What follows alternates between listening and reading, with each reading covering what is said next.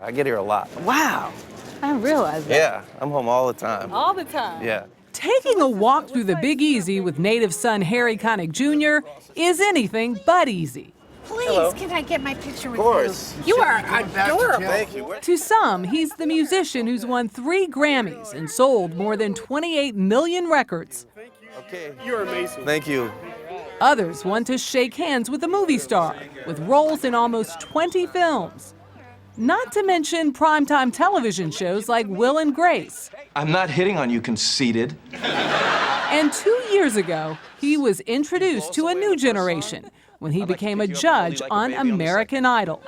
All right, baby, what you gonna sing for us? And heading into the popular show's final season, it's clear fellow superstar judges Keith Urban, Jennifer Lopez, and host Ryan Seacrest are wild about Harry.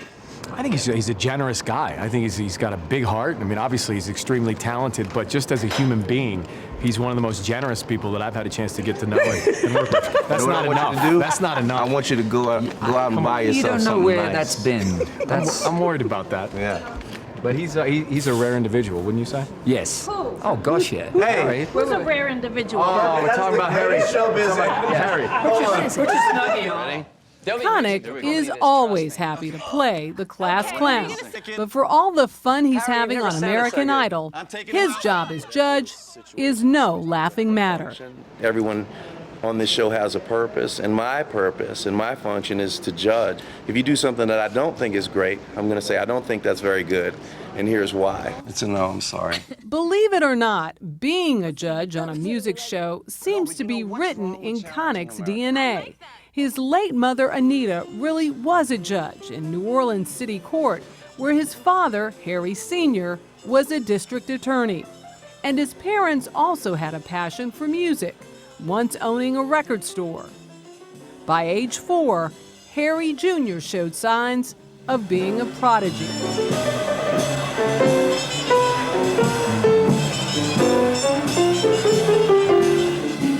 What I need, I'll say yeah.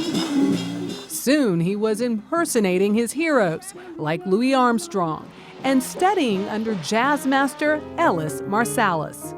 Your singing just wasn't there, so we should vote. It's okay. I have to say no, Ronald. I'm sorry, man. You're known as the tough guy up here.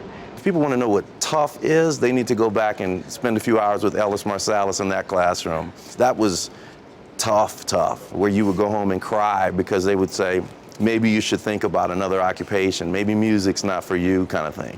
That's tough. This, not so much. Oh, this is baby food. Talk about tough. Tough is sharing the piano with jazz great Sweet Emma Barrett right here at the famous Preservation Hall.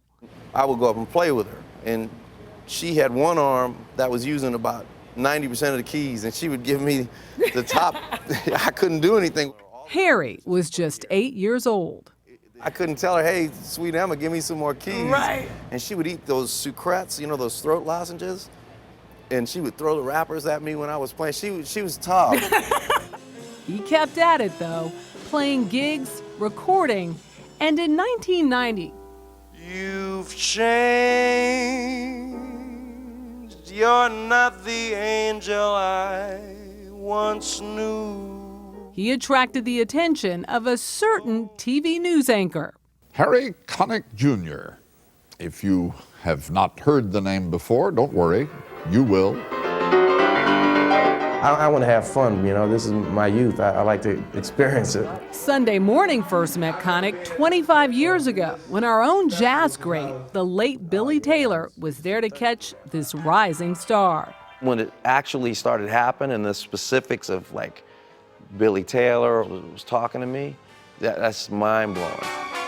The 22-year-old had just released his breakout album, the When Harry Met Sally soundtrack.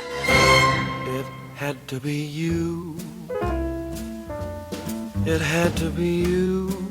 This is coming from a guy who had a record out before When Harry Met Sally. He used to go into the record store and ask the person, hey, you have a new Harry Connick Jr. CD, hoping that they would say, wait a minute, which they never did. Since then, he's been writing songs and lyrics to fill more than 30 albums.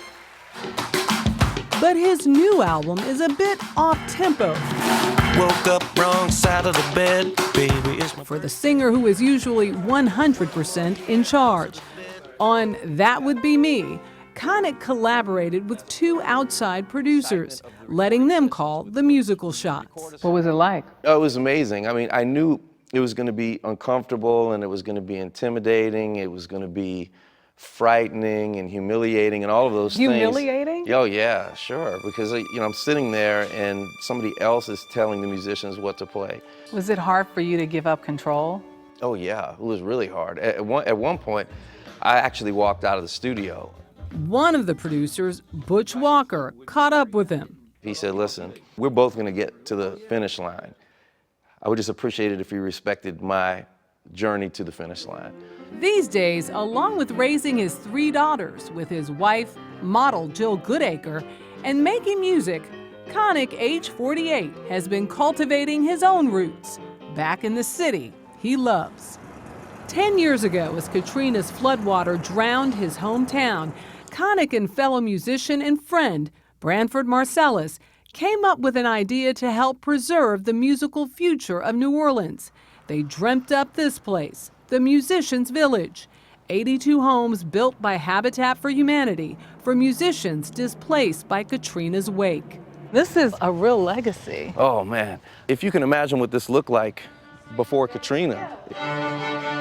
The centerpiece of the village is the Ellis Marsalis Center for Music, with teaching rooms for students, recording studios, and a 170-seat performance hall. This is just not a stage with, some walls here and a piano. I mean, this is to spec. Yeah, this is, in my opinion, one of the greatest sounding halls in the world. We're smack in the middle of the 9th Ward in New Orleans, and we have this state-of-the-art facility that has the most incredible acoustics. It's just unbelievable. And so imagine if you're a little kid, especially from a low-income family, and you get to come and play on this stage. Like, it's so empowering.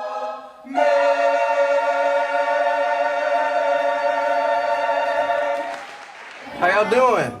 Connick makes sure he visits regularly, fielding questions. Did you teach yourself or did someone help teach you? I wouldn't know anything if it weren't for my teachers. And passing along some tricks of the trade. Now, can you try to keep these fingers down? There you go. Look at your pinky. My pinky used to do that too. Your pinky wants to come up in the air like that. Can I fix one thing for you? I'm gonna pull you back just a little bit. There you go. Give yourself a little room. Nice work, guys. I'll see y'all soon.